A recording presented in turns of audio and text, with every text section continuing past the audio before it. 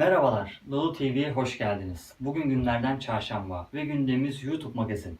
Bu hafta içerisinde gündem olan YouTube Magazin haberlerini sizler için derledik.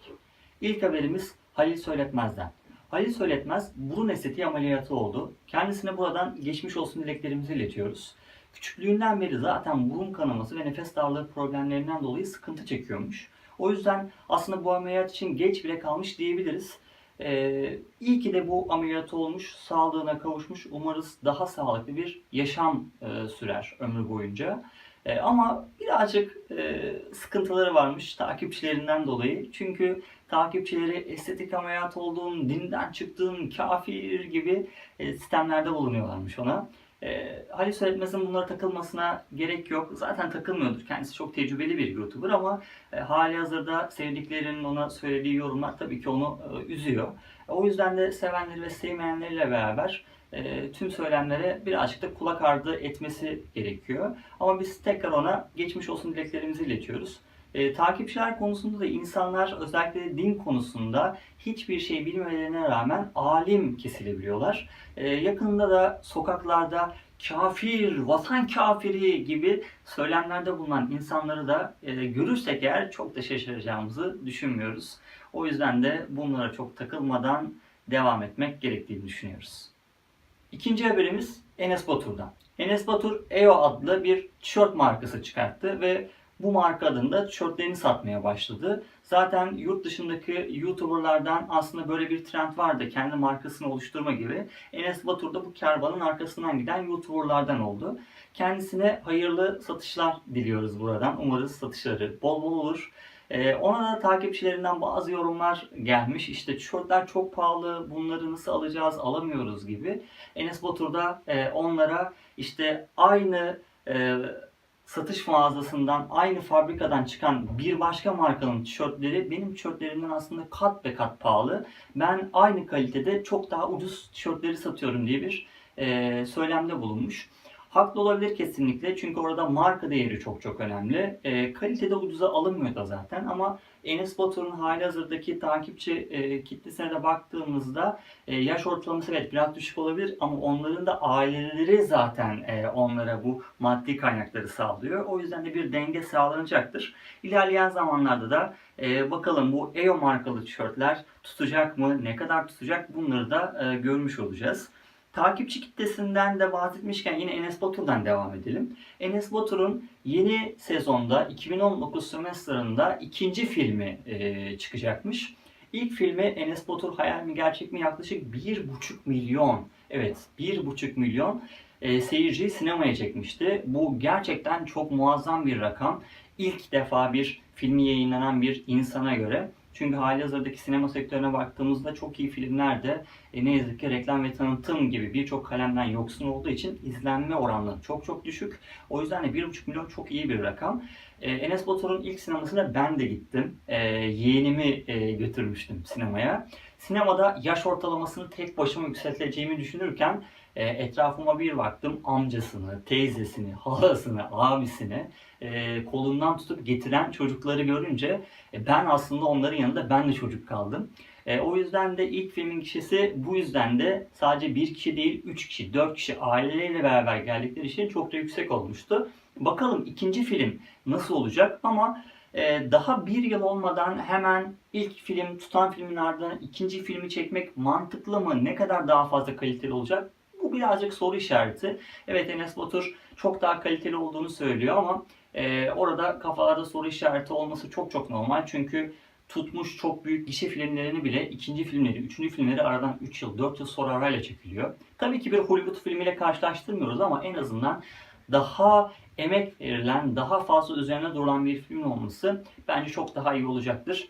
Kendisine de buradan tekrar hayırlı olsun diliyoruz. Umarız gişede de tekrar başarılı olur.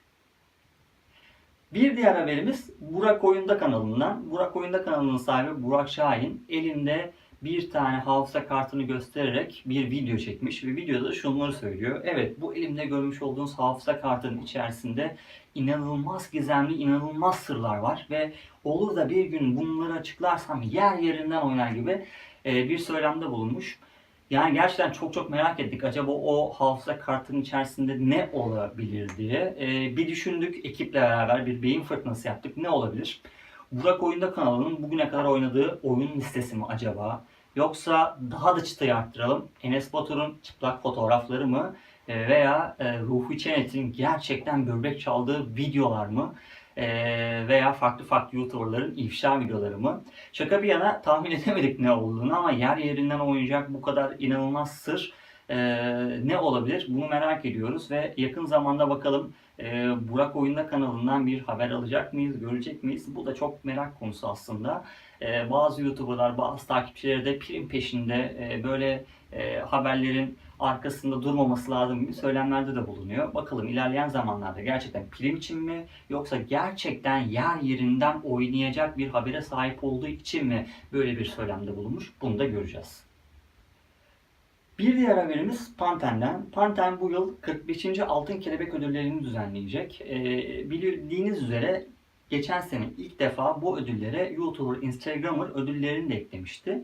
Ve bu ödüller kapsamında da en fazla oyu alan Enes Batur bu ödülün sahibi olmuştu. Lakin sonrasında bir öğrencinin velisi Change.org üzerinden bir kampanya, bir imza kampanyası başlattı ve çocuklarının bu videoları izleyip kötü etkilendiğini, Enes Batur'un videolarında çocuk hakları ihlallerini yaptığını, küfür, şiddet içerdiği videolarının çok ön planda olduğunu söylemişti.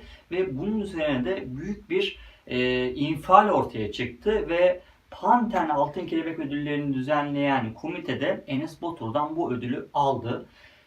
Bu tabii ki çok üzücü de bir durumdu. Çünkü bir gencin elinden ilk başta ödül veriyorsunuz, daha sonra da o ödülü geri alıyorsunuz. Yani ilk başta bu videolar izlenebilirdi. Bu kurallara eğer karşı çıktığı, aykırı olduğu davranışlar sergilediği belli olsaydı bu kategoriye sokulmazdı bile Enes Batur ama hiç tamamen bir prim uğruna tüm YouTuber'ları, Instagram'ları dahil ettiler. En fazla oy alanında ödülü verdiler. Yanlış bir hareketti bence. O yüzden de umarız bu sene bu hatalardan ders çıkartılır ve gerçekten de iyi incelenip hak eden YouTuber veya Instagram'a bu ödül verilir. Biz de merakla bekliyoruz. Adaylar kimler olacak ve sonunda bu ödülü kim alacak? Yine bu ekranlardan size ödülün sahibini de duyuracağımızı belirtmek isteriz. Evet, bir sonraki haberimiz ise son zamanlarda kendisini sıkça trendlerde gördüğümüz ve popüler olma yolunda da hızla adım atan bir YouTuber'dan. O İzmirli, adı Semih Uyulgan. Biraz kafiyeli oldu galiba. Semih Uyulgan son zamanlarda evet trende çokça görüyor her videosuyla. Özellikle de bu hafta içerisinde yayınlanan köpek ile kız tavlama videosu. Türkiye'de ilk diye bir söylemde bulunarak bir video yayınladı. Ve yanında beraber gezdirdiği köpeğiyle kızların numaralarını almaya çalıştı. Ve bu video direkt trendlere üst sıralardan girdi. Zaten biz ülke olarak köpekle kız tavlama, işte en fazla kız numarası alma, kızdan bir numara istedim 10 tokat yedim gibi videoları çok seviyoruz. Çokça ilgimizi çekiyor. Bunun bir sürü nedenleri olabilir. Ama bu kaçınılmaz bir gerçek. Bu videolar izleniyor. O yüzden de Semih de o trendi iyi yakalamış, iyi bulmuş ve o trendin de peşinden de gidiyor. Kendisi çokça da başarılı son dönemde de ve birçok YouTuber da kendisiyle beraber çatışma içerisine girdiğini görüyoruz. Bu konuda da haberler, duyumlar alıyoruz. Belki ilerleyen haftalarda bu haberleri de sizlerle paylaşırız. Ama şu anda çok başarılı grafiğini sürdürüyor. Daha da başarılı olmasını ve daha iyi içeriklerle, daha iyi videolarla karşımıza çıkmasını da bekliyoruz. Sıra geldi kafalara. Kafalar da yine film çıkaran YouTuber'lar kervanına katılan ekiplerden. Ama bir parantez de koyalım. Gerçi soru işareti gibi oldu ama bir parantez de koyalım. Kendileri biz bir film yapıyoruz ve bu film YouTuber filmi olmasın diye çalışıyoruz gibi bir söylemde bulunmuş ekip üyeleri. Öncelikli olarak ne yaparsanız yapın bu bir YouTuber filmi olacak. Çünkü sizler YouTuber'sınız. Özellikle de Bilal Hancı'ya çok çalışıyoruz, çok emek veriyoruz ve gerçekten de bir YouTuber filmi olmaması için üzerinde çok da duruyoruz. Hikaye, kurgu, her şey için çalışıyoruz demiş. Zaten aslında böyle de olmalı. Yani Şu anda günümüzde YouTuber filmi eşittir kötü film algısı gibi bir algı oluştu. Bu neden oluştu? Onu tam da bilmiyoruz. Çünkü çok özensiz, emeksiz filmler de ortaya çıktı. Herhalde bunun nedeni bu. Ama eğer ortaya bir film çıkartılıyorsa bu gerçekten emek verilip yapılması gereken bir video olması lazım. O yüzden de hani şimdiden o yaratılan algıyı çok yanlış buluyoruz. Bu algının da kırılmasını istiyoruz. Umarız bu algıyı da kırarlar. Ama yine bahsettiğimiz gibi ne yaparsanız yapın bir YouTuber filmi olacaksınız. Ama inşallah çok daha iyi, kaliteli ve yıllar sonra da izlenilebilen bir YouTuber filmi olursunuz. Buradan da kendilerini tebrik ediyoruz. Çok iyi içeriklerle karşımızdalar zaten. Umarız o içeriklerin kalitesini sinema filmine de yansıtmışlardır. Kendilerine tebrik ediyoruz. Sinema filmlerini de sabırsızlıkla beklediğimizi buradan kendilerine iletiyoruz. Evet, bu hafta gündem olan YouTube haberlerini sizler için derledik. Umarım beğenmişsinizdir. Gelecek haftalarda da YouTube magazinle ilgili haberleri görmek istiyorsanız lütfen yorumlarda belirtin. Bunun yanında videoyu beğenmeyi, yorum yapmayı ve Dodo TV kanalımıza ücretsiz olarak abone olmayı lütfen unutmayın. Eğer istediğiniz farklı tarzda haber videoları da olursa bunları bize belirtmekten çekinmeyin. Yarın görüşmek dileğiyle, hoşça kalın.